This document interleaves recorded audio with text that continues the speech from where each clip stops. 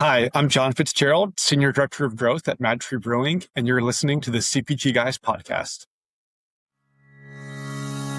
Hello and welcome to the CPG Guys podcast, set at the intersection of commerce and tech. Your hosts, Sri Rajagopalan and Peter V.S. Bond, explore how brands and retailers engage consumers in a digitally driven world. And now, here are the CPG Guys. Hello and welcome to this special episode of the CPG Guys podcast. I'm, of course, Sri, a West Coast co-host and also CRO and co-founder at Think Blue Consulting, your trusted partner in your omnichannel journey, where you can get in touch with me at Sri at thinkblueconsulting.co. Please do listen to my younger daughter, Laura Raj, of the band Cat's Eye, who is now nominated for 3 AMA Awards and performing live in Las Vegas in a couple of weeks, and her eldest sister, Ria Raj, a former American Idol finalist. I'm joined today by my East Coast co-host and co-founder, Peter V.S. Bond, who moonlights as head of industry and client engagement at Flywheel, the commerce acceleration division of Omnicom. Peter, we're in the Queen City. And we got something special going on right here. MadTree Brewing. One of yours, Peter, from past life? Tell us more.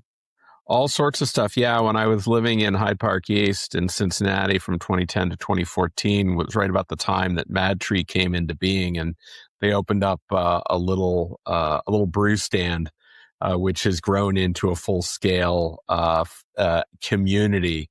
Is the best way to describe it. The space is incredible, and it's just such a huge opportunity to come back, see a local company that's done very well and has become quite a regional success. And I think the sky's the limit. So we're going to explore a little more of that today, Sri. It should be a lot of fun, and doing it live from a brewery is not something I had in my bingo card for 2026, but here you go. So I want to thank all of you that listen to us and our sponsors. Without you, this podcast doesn't exist. Thank you, thank you, thank you. Make sure you're subscribing to our podcast on your preferred listening platform, where you can get our latest episodes and go back to consume some of the 590 plus episodes we've already published. And I want to thank Brian Spencer from Kroger Precision Marketing for being our host, having invited us to the 8451 headquarters, where we got to record 2 lovely podcasts, which will be out shortly for you as well, includes Helion in one of those conversations. So we look forward to that. And earlier, we were at the CPG Ignite conference with the Insights Association, keynoting, kicking off today as well. Now, we'll do our special guest.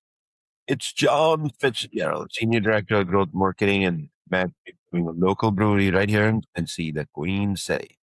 We're here to meet with Kroger, do a keynote with the Insights, as I mentioned this morning, with none other than Northern Kentucky University. Just like that, in a 4-hour window, John and I went back and forth on LinkedIn. We got the question set up, and this podcast is actually being executed.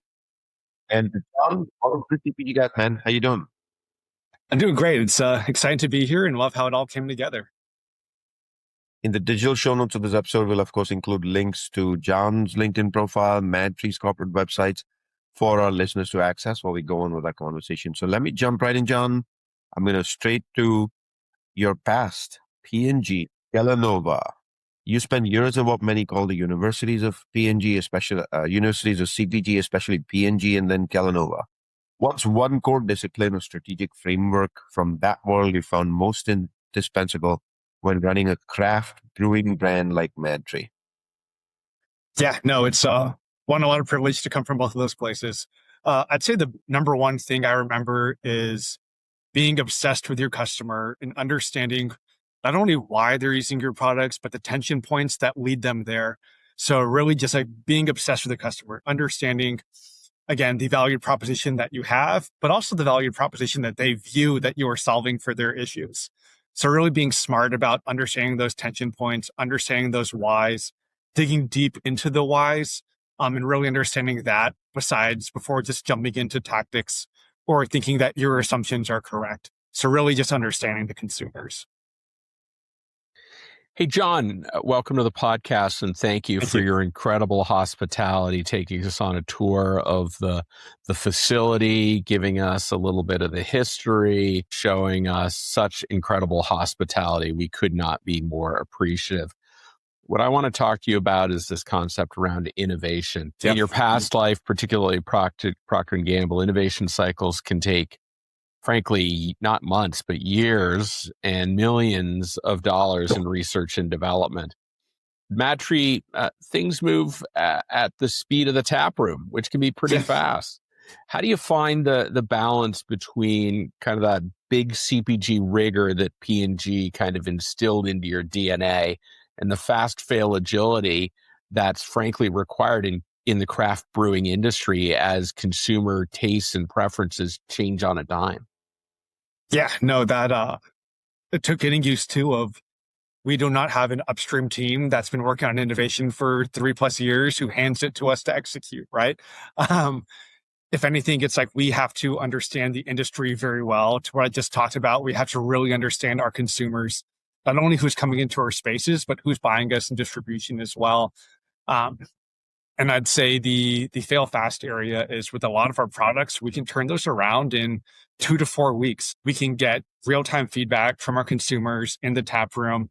One thing I love is like everything that's on our board, when you come to any of our spaces, is there very intentionally. And that's because we're trying to learn more about that product and how our consumers interact with that. So I think one, being able to move quickly, but also being able to move principled is very important. And then just being as smart as you can with all the resources that we have. If we have data point A and B, then we can move to products and we can move to testing that. But it's important not to skip the why. And again, understanding those tensions when you're creating it. John, that's awesome that, you're using old school thinking right from P&G, all the experience that you've gained in innovation today. But I'd love to talk to you about category management captaincy, which you really come from. Kellanova back in the days, cereal, as well as P&G across the board on home and personal care. These are massive global categories. And when you look at the beer aisle now, which is notoriously crowded, fragmented, how do you actually take a category management mindset where you can be a category captain to help MadTree win at the shelf against the mega brewers? Yeah, so I think that's one of the biggest challenges we face every day. When you look at the shelf, the shelf is getting smaller in size. And I think it's really important of where we have the advantages with a lot of smaller breweries, you have the ability to affect the shelf regionally where we play. And so I think it's understanding the set, the same principles of you want to provide a set that lifts the entire category, that brings folks down the aisle, but also it's being smart about where we are and the products that we're talking about. So the shelf that I'll recommend in Cincinnati is very different than the shelf that I will recommend in Columbus or Cleveland or Lexington. And the mix on that is very intentional and you have to have the data that supports it. But I think that's one of the big things is obviously you want to grow the category, but you also have to provide a solution that works. And that means for your SKUs as well as for competition, being very close with the distributors as we have those conversations as well. Actually, one quick follow-up on that one. Is working with your distributors a different experience than you've ever done working with, P&G and Kellanova where you work with retail, or does it feel the same? I'd say it's a different level of partnership, right? So I'd say, we have to sell to our distributors who then sell to the retailers. And we were very lucky that we have great distribution partners. But at the same time, like they're also our customers. So we do have to make sure that we have the right items that fit into their portfolios that are going to fit into the retailers and that we have solutions that, again, help them sell. So I'd say it's different levels for sure. But you also have to be very close with the retailer and the distributor. So I'd say to answer your question, yes, very different. Because effectively you have to make sure your product is willing to sell across all of those lenses. And then who takes leadership on the planogramming front for retail, the distributor or you guys? So we will work with the distributor on having that leadership. Usually with the distributors, they have multiple brands they work with. And so we'll provide our input. We'll have those discussions, have that level of partnership there, but ultimately they're the ones coming up with those plans. Obviously, John, MadTree is a beloved Cincinnati brand, but if you want scale, you're going to have to focus on distribution, particularly in a category which is subject to the 3-tier system, which is legally mandated. The manufacturer, the distributor, and the retailer are separate entities. So my question is, how are you leveraging your background in retail partnerships to ensure that MadTree goes from being just a local favorite to, dare I say, must-have brand for regional and even national brands when you get to that scale. What is it that you're bringing from your experience to help MadTree on that journey?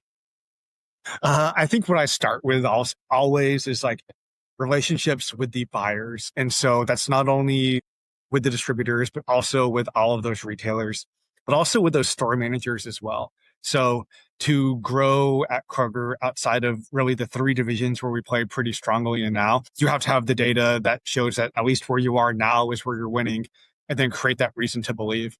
So I think it starts one with being very close with the store managers, with those who help you out with your displays. One of the big learnings that I've taken is, for instance, at Kellanova, when we're pitching our back to school buses, you get national distribution on those. Your team goes, they put in the displays, they execute them. Awesome. They sell. Now we pitch in the display, we get them, but then it comes back and you get the sheet, the planner from Kroger that now we're priority 11. And when I first saw that here, I was like, what on earth does priority 11 mean? And it was like, basically, you are the 11th priority. There's everyone ahead of you on who gets the displays. And if you don't have the relationships with the store managers there, then they're not going to help you with a winning solution to get you in there. And so it's making sure that my sales reps are armed with the tools and the ability to go and create those relationships. And so one, you're starting off building those buyer relationships. Now we get those displays. Now we get that incremental volume. Now you're able to have that data that provides you that reason to believe when you're looking to expand. And that's been a big part of our expansion strategy and discussions when we talk about going into new markets, specifically when we look at Cleveland, Toledo, Columbus, Louisville, and Lexington. It's having those relationships. And then when we're in those new markets, building those relationships, using the connections that we have. But I think it all comes back to you have to be on the same page with your buyer. Otherwise, it's not going to help. And it needs to be a genuine relationship as well, where there's trust and they know that you truly are working for something that's going to help everyone out. John, a follow-up to that, if I might. So as you look to expand into a new market, what's your lead in? Is it off-premise? Is it on-premise? Is it a concerted effort? How do you tackle entering a new market where MadTree doesn't necessarily have history to make sure that it's a successful launch and you're able to expand your brand franchise? Yeah. So I think about this like from the true omni lens, right? And I mean omni of not necessarily just like shopping online, but it really starts with the on-premise is where we need to be winning because that's where we have the opportunity to drive the most trial. And also the least commitment, right? Like one $6 or $7 pint is a lot less than one $10 to $12 six-pack or a $25 24-pack, right? So making sure that we're winning on-premise is how you drive that trial.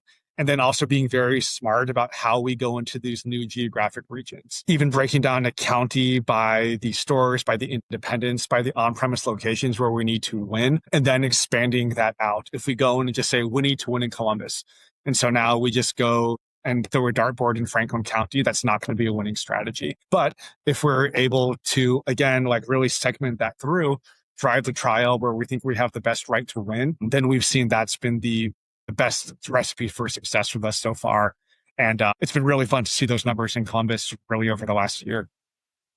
And if driving trial on premise is the goal, is part of what you're doing going in and educating the people in the bars where your product is first being introduced to help them understand how to talk about the beer and get people excited? Because I have to imagine the storytelling and connecting consumers to the brand is really what drives success. It's huge. And that's where we have to lean in on not only the product and how it's differentiated, but also the brand and how it's differentiated. And, it's really easy in Cincinnati to tell the story of how much we put back into Cincinnati parks and what we mean to the Cincinnati community. But where it's really different is like, why would someone in Columbus care about that? But that's where we can really lean into the B Corp, to the 1%. To where like you're helping out the planet when you purchase MadTree. When you talk about our differentiators of our quality lab, of our, we don't go out of stock. We have, our replenishment rates are super high. And so they know that they can rely on us. And that's where you're crafting a different story that helps differentiate your brand and help you win. Again, win that keg, win that case of sway. That is a perfect segue to my next question, which is about community. We've learned that MadTree is a member of the 1% for the planet. What does that mean? And from a leadership perspective, how do you ensure that sustainability isn't just a marketing badge, but a functional part of your supply chain, your operational DNA for a company that works a lot with aluminum, glass, plastic, things of that nature? Yeah. So one of the things I love about MadTree is we're 1% for the planet organization. We're also a certified B Corp. So the 1% means 1% of all of our revenue goes back into communities, into environmental nonprofits. And so when you buy anything from us, the revenue immediately goes back into the community. And what I love about this is we can look at our entire supply chain, we can look at all of our hospitality and figure out how we can use these to help build out our brand and tell that story and also be sustainable, right? Like not just a marketing tactic like we were talking about. One of the examples I love is the amount of shrink wrap that we were using in our products before they went out the door. We were able to take a real serious look at how much plastic we were using and what was necessary. And in 2025 alone, we saved over a ton of plastic from going into the landfill just by being smarter about it there. When we talk about how we use our spent grain with our beer, right outside our brewery, there's a gigantic silo where all of our spent grain gets filtered to. Rather than just throwing that away or getting rid of it, we have local farmers who pull up with their trucks and we fill up their trailers with spent grain. And then that goes and that feeds their cattle. So it's immediately going back and getting reused. When you come into our spaces from a hospitality standpoint, everything that we do is going to be about compost, about recycling, about not just throwing things into a trash can. I love that it's kind of hard to find a trash can in our spaces because everything can go directly into recycle, reuse, or into compost. And that's, again, granted to everything we do, from how we can reuse the water that we're using in our beer, because a lot of water is needed to brew beer. So how do we recycle that? How are we responsible there with our canning processes? We choose not to shrink wrap any of our cans. It's a little more expensive, but again, it's all about building through a true sustainable lifestyle and brand. And again, not just a marketing thing, but truly in our DNA and who we are.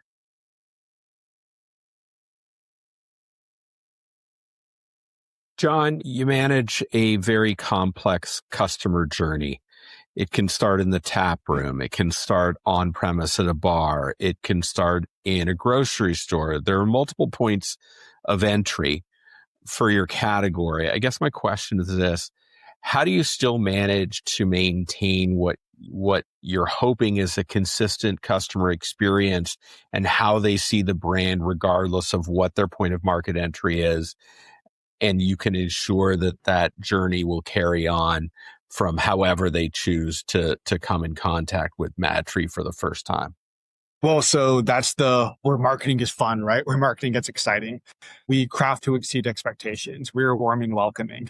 Those aren't just slogans. That's like when folks come into our spaces at any of our 3 locations, they know that they're going to get a smile and a greeting at the door.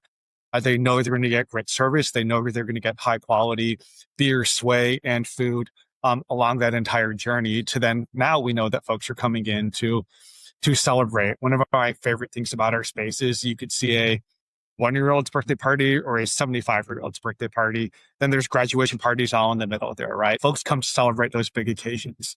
So from a marketing standpoint, it's really a full cycle of how do we evoke that emotion when that folks get into our spaces, that now when they're at a bar or restaurant, now when they're at the shelf getting ready to make a purchase. Now it's making sure that we evoke those emotions of the joy, the quality, the warm and welcoming that they get when they're in all of our spaces. And I think that's where marketing has a really fun way to do it with how we communicate, whether that be on social, on email, any chance that we have to get our voice out, even with the way we talk about merch and how we design that. It's all about promoting the brand and really those key pillars of us, again, crafting to exceed expectations, warm and welcoming, building a company that our kids will be proud of, being part of the community, connecting folks to nature. It's all really important. And you just have to make sure that cycle is repeating itself, right? Where they love our space. Now they want to buy us. They want to try us when they're not in one of our spaces. But maybe that's also how we introduce them into the brand is, hey, this is a really good spot. I'm going to go home and Google MadTree. Now I can learn about those spaces and go visit us. So it's a really fun cycle to manage and to dig deep into. I think that's the most fun part of marketing. Yeah, you've done a really great job at your tap room in particular, John. Regular listeners of this podcast know that I don't drink alcohol, but you didn't even flinch. You're like, hey, I got this great drink. It's called the Imaginary Friend. It's non-alcoholic. I got to tell you, that that little mocktail was delicious, John. Thank you. Outstanding. And I could see that the environment was very family friendly. Food on site, alcoholic and non-alcoholic beverages. That was a community environment, not just for a bunch of adults to go have a drink. So kudos to you, Shri. Thank you. Yeah, I also want to thank John for being a great host, right? We got a tour of the brewery. We got to see how product is actually made, which was pretty cool. I remember the cooling tank. It was just, and at some point you're going to see that in my personal Instagram and TikTok feeds. I'm yet to make the full video, but it's going to be there. But thanks for being a great I host, man. smelled my little hops pellet this morning. It's actually in my pocket. It's a stride. It's my memory. John, why don't you tell the audience what that is and what Peter's talking about? Yeah. So as part of the tour, we source all of our hops from the Pacific Northwest from hop farms out there. And that's an annual trip that our brewing team makes out to not only source the hops, but make sure that we can maintain the quality with the hops. One of the great examples I like to use is if there's wildfires in the area, then that can affect the crop and the yield. And so we have to be very particular about the crops that we're sourcing in and where in the fields that they even are. And one of the favorite parts of the tours that I love to give is coming in, actually getting the hops, and you can smell them. You can even taste them if you want. They're very bitter. I love the smell. I love the taste. But I also love IPAs. But it's just being able to hold the hops and being like, this is what the core of the flavor is that comes out with the beer. And it's just such a fun experience part of the tour to actually see that and smell it and experience it. You know, our community is now going to research on Google what hops means. So, all right. So let's get into some data-driven brewing. So coming again from a CPG background, you're used to a wealth of consumer data, like really a wealth of consumer data, right? In craft beer, though, data can be fairly opaque. And the way most brands today progress in either innovation development, their distribution gains, just being competitive in the market share game, is they build a full view of the consumer. And so how do you do that? And this interview would be incomplete unless we asked you using AI somewhere in the mix to, profile the next big flavor, seasonal trend, especially given your role as the one-stop shop for growth. Yeah. So one, absolutely using AI as a data point on how we leverage new flavors, new trends, new pack sizes. Frankly, you have the internet scour or AI scour every single brewery in the country, and you can see like what the prominent flavors are. It's going to come out and say it's mostly IPA, but there's interesting flavors that you can draw to and see trends by different regions. So we absolutely use that. From a data standpoint, we still use scanning data. We still understand shipments and depletions and how those go across. What I don't have is the level of depth that I had at Kellanova or P&G. So I don't have the CMK or analytics and insights tools. That's me and two of my sales managers and a marketing team. And so we work on all that together. But I think we do things like we bring in focus groups. And this one big thing, and we talk directly to the consumers. We look very heavily at reviews and what folks do talk about our products. Internally, we have a big testing system with our quality control teams to make sure that our products are coming out consistent. And when we're developing new ones, that we're getting the best of the batch. And that's the recipe that we're moving forward. So I think utilizing that data all as single data points, then how you bring all of that together. As I alluded to earlier, every single thing on our menu is very intentional on why it is there, on why it's on the board, on where it is, and how we want to learn about it. And then it's bringing all of that together. So it's still utilizing that big data mindset, but just in different avenues and how I pull it together. Can you share for our audience how in this category a consumer group, a panel works? How do you guys actually put together panels? How do you actually, in the old world, you were doing A/B testing. So how does that work here? Yeah, so we have a great group of loyal fans who love to give us feedback. And we have an email distribution for folks who want to give us feedback. And So I'd say one, you can go onto our website and you can sign up to be a part of that team. But two, we'll bring them in. Well, the example I'll use is we were testing out our lime beer. And one, we had a few different variants for a lime beer that we wanted folks to test, give feedback on. And then we also had that compared against competition. And so that was closer to that A/B test of providing feedback, of rank ordering, who didn't know which one was which. And we'll do that across a lot of our brands and have that competition, that competitive lens to really understand. But then also just understanding of like, hey, how are you shopping our products in our spaces? At off-premise locations, at on-premise, what are you looking for? What do you like about what we do? What do you not like? And then probably one of my favorite parts is testing through all of the different concepts that we have. So we have some really fun innovation coming out here in the future. And frankly, with these focus groups, it was, hey, here's concept A. Let's talk about it. What do you like? What do you not like? What resonates with you? What are the emotions that come when you look at this packaging, when you see this product? And use that across all three concepts. And then, like I was talking about earlier, using all of those as data points to help us make that decision. But it's bringing in usually a group of 10 to 15 people, really just getting their feedback.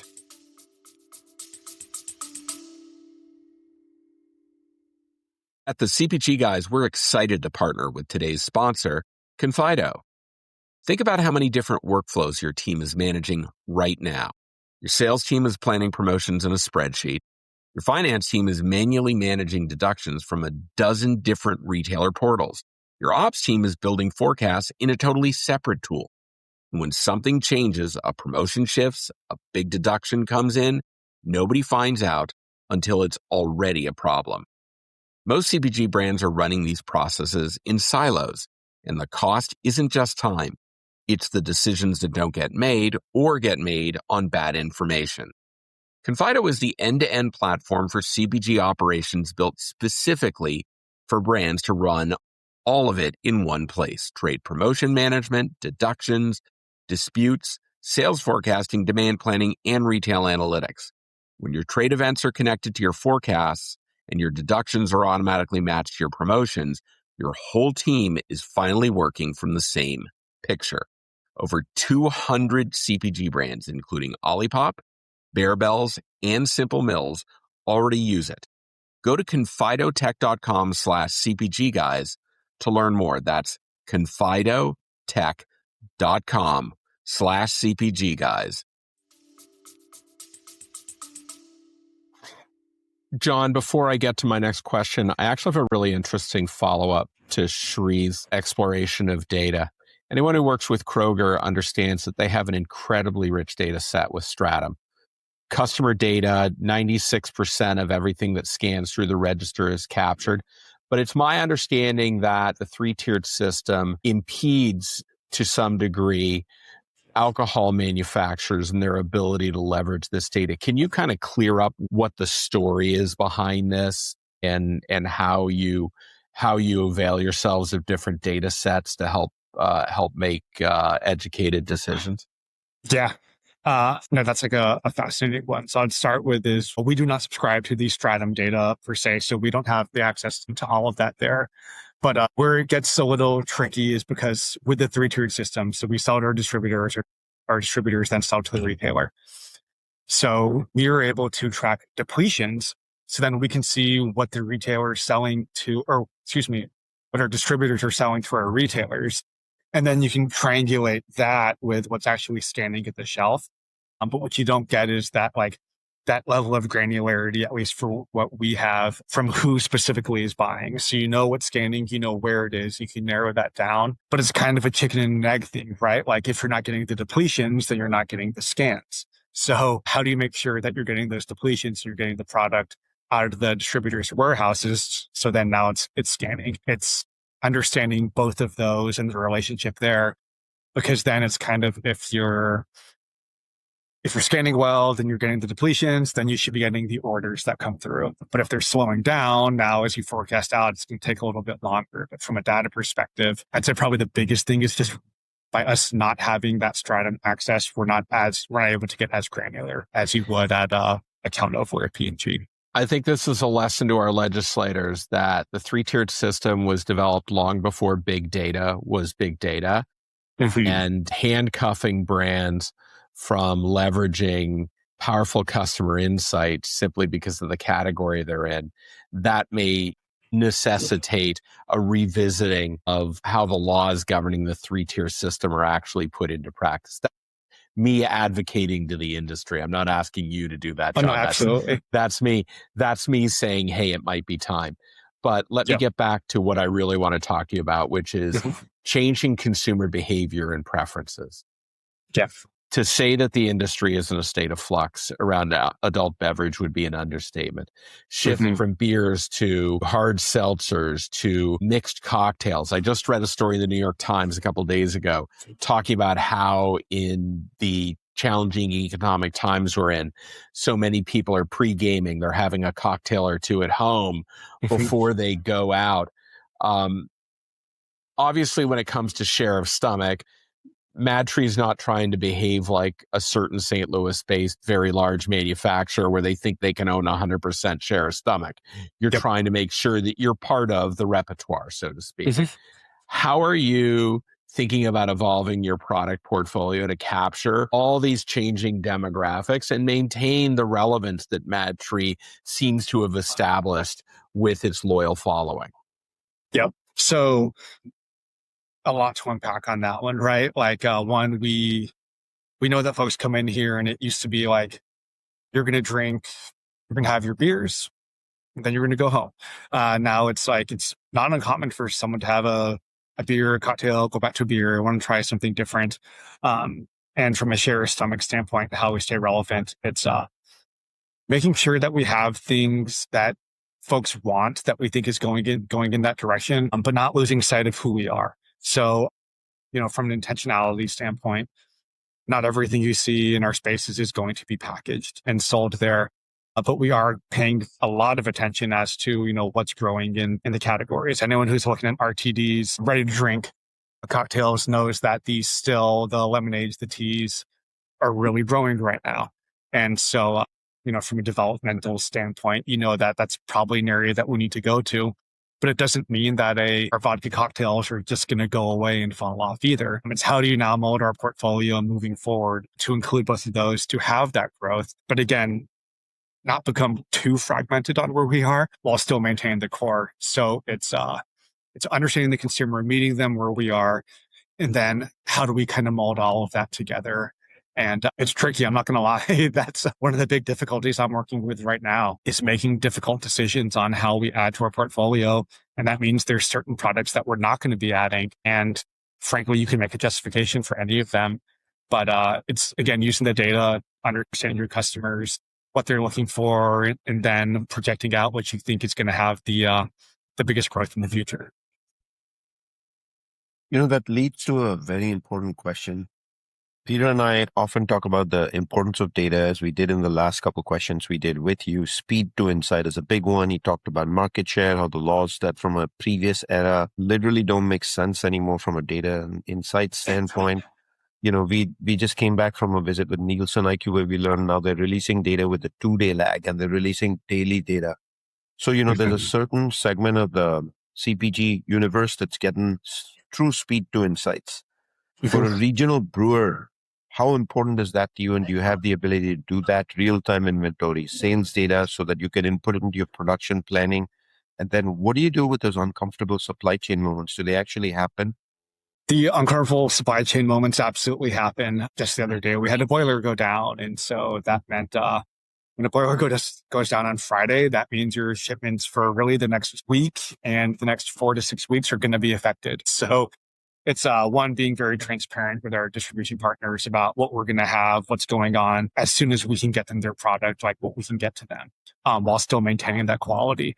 So I think the big piece there is making sure that, again, you have the relationships, you have the trust, you're being transparent about what's going on. So those things absolutely happen. It's just, building those relationships to make sure you're good to go.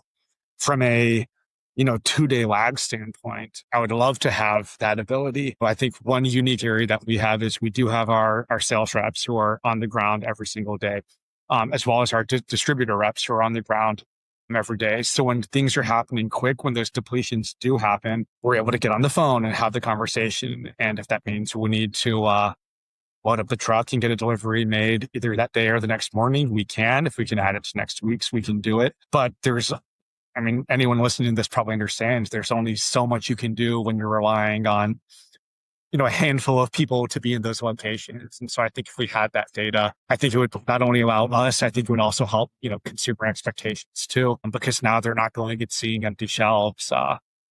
The example I love to use is we have Rounding Third. It's our red IPA, made for spring and for baseball season. We noticed that like in Toledo, it depleted like almost immediately. And we're like, what on earth is going on up there? And we realized it was the Toledo Mud Hens, the minor league baseball team.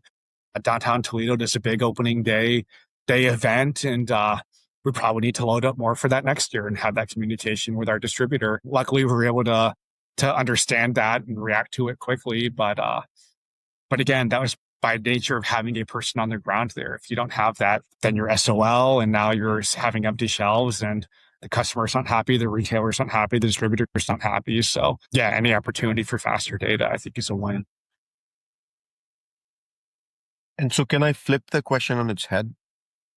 Sure. If you can't get faster data, is it a problem? In just your weekly, day-to-day, monthly analysis, do you have to live the old world of P&G and Kellanova where you have to do share reporting, growth reporting through your leadership? Yes. So that's one of the things that I've instituted here is like a lot more business reporting and everything, because we have to know the state of our business. We have to know brand health. We have to know how things are interacting within our spaces and outside of our spaces, by region, by retailer type as well. So, that's still operating on a weekly, monthly, quarterly basis, much like we would at Big CPG. What I would say is, the question of, is it a problem? I would say it isn't necessarily a problem, but it is a gap that we're not able to fill because we do have the ability to make these fulfillments quickly in some cases. And so I'd say it's a lost opportunity more than it's a problem right now. John, I get to ask the last question today, and I'm sure that there are a lot of people out there listening to this podcast who are sitting in roles at very prominent CPG brands like the ones that you used to work at, and they're thinking, wow, wouldn't it be great if I could move to a scrappy, purpose-driven brand? Any advice you can give to them about the reality of what that's like, and what made you decide it was right for you and maybe it's not right for other? What's the reality check that they should go through as they start to think about that transition? Yeah. I'd say the first reality check is, I assume the folks who are listening on here, they probably have people reach out to them on LinkedIn all the time about making moves and whatnot. And I'd say not all nonprofits or mission-driven companies on how they appear on paper or what they are in reality. And I would say there were a couple companies that, I talked to, and the more I dug deep into it, on the surface, it seemed like it was a great and the perfect move. But then you realize like, oh no, like these guys may not exist soon. And they're asking me to come perform a miracle that frankly is just not possible. Or they're just not aligned, like outside of the surface. When you dig deeper, they're not aligned with their own personal values. So I'd say take the time to really dig deep on understanding, where those operating dollars are going, talking with employees, but also the owners to make sure you understand like what the true mission is. And I think that helped me land on, where I am today, and like in a very good organization. So those watchouts, I'd say, don't apply for what's happening at MadTree. But I'm glad I did my due diligence with others because it allowed me to be here. The second piece I would say is, when you're looking to make those changes, I love the fact that I can work for a company that's mission driven. That's so important to the local community. Where our founders, they started this journey brewing beer in one of their basements, and now it's grown to 3 locations. We're opening a 4th, distribution in 2 states, and it's tremendous responsibility and pride that I take in that they have trusted me in growing their vision. But with that also comes probably the most stress and pressure that I've had in any of my roles. And not to say I don't have probably the highest job satisfaction, and that's not a knock to anyone I worked with. I was on awesome teams and worked for great leaders. It's just a different level of stress that comes with that now. So that is there, but I'd say I do have the higher satisfaction. And I have an unbelievable spouse who also like supports me and allows me to make what would someone call some of these crazy business and career moves. But I'll also say like, go for it. It's worth it. And I've loved every minute of it. Did you mention you guys are opening another location? Yes, we are opening a fourth location, shooting for July, August timeframe this summer. And there's something special about that location, right? Yes. What is it? So what I love about this new location is it's about 10 miles north of our Oakley tap room. It's going to be our second alcove location.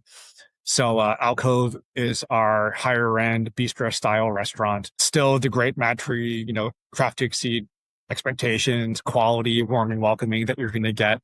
But this is going to be more of that sit down, that date night, that girls' night, that anniversary celebration dinner. Elevated menu, still our beers, still our sway, but also great wine program, great cocktail program. And again, that elevated experience. So it's actually about 300 yards from our Parks and Rec location, but it's a very different concept and serves a very different occasion, which is why I'm so excited for this new location to come to Blue Ash. Selfishly now, I know I have that spot a lot closer to me too. But yeah, just again, that elevated experience, a different concept than what you'd experience at our tap room and at our Parks and Rec location. And are the CPG guys invited to that one? Yes, I would say once we start planning out some soft openings and everything, I got to hit up my distro guys, my retail guys, but then you guys, definitely, I'd love to have you guys there. All right, Peter, I think a recording is in the works live from the new location. We just have to find a quiet spot and get it done. But let me remind our listeners, you can find all of our content by simply going to a web browser and typing cpgguys.com as the URL. If you know someone who has something to contribute on this ongoing discussion on the CPG Guys, please drop us an email at contact@cpgguys.com, or we have a new email, reach us at cpgguys.com. To our audience, thank you for the clicks, likes, comments, direct messages, meeting us at trade shows, coming to our events, recording episodes like we just did today with John. And to our sponsors, we're always grateful for you. Show doesn't exist without all of you. You work with us all year. We're grateful to have you as our audience and partners. Thank you. Peter, pleasure doing this one. What an interesting episode from somebody who's clearly an expert from his past life in the CPG world and has brought it into a brewing company. I'm really, really, really excited that we got to do this and get insights from John directly. What's your big takeaway, man? Well, my takeaway is I'm glad they have so many different types of hats in the gift shop, because apparently John wears all of them. He's got quite a number of responsibilities. It's not like the old days with a highly matrix, a multi-department, large investment CPG brand. John's scrappy. He has to be. That's the nature of the business, but clearly it's something that he loves and it's an environment in which he thrives. MadTree is building very connected relationships with its audience.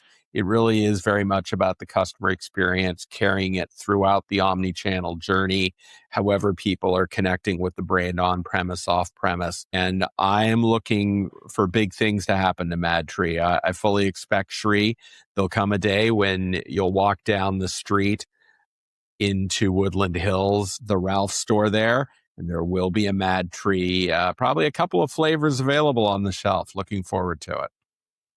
There's no doubt, Peter. I mean, to me, what stood out was his use of taking the existing capabilities that he had from his past of data, insights, running a brand like a very scaled CPG brand, bringing it here and helping scale this. So congratulations on that, John. What a pleasure to have you here today with us. Thanks, guys. It was a blast. Really appreciate it. That was awesome. Brewing, Peter and I couldn't miss the opportunity to do this when we were in Cincy. Like I said, this was developed in 4 hours, but what a fun conversation. That's a wrap of this episode of the CPG Guys.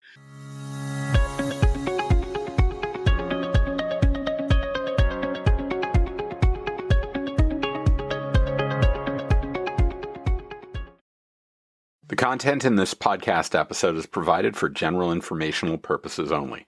By listening to our episode, you understand that no information contained in this episode should be construed as advice from CPG Guys LLC or the individual author, hosts, or guests, nor is it intended to be a substitute for research on any subject matter. Reference to any specific product or entity does not constitute an endorsement or recommendation by CPG Guys LLC. The views expressed by guests are their own, and their appearance on the program does not imply an endorsement of them or any entity they represent. The views expressed by CPG Guys LLC do not represent the views of their employers or the entity they represent. CPG Guys LLC expressly disclaims any and all liability or responsibility for any direct, indirect, incidental, special, consequential, or other damages arising out of any individual's use of, reference to, or inability to use this podcast or the information we present in this podcast.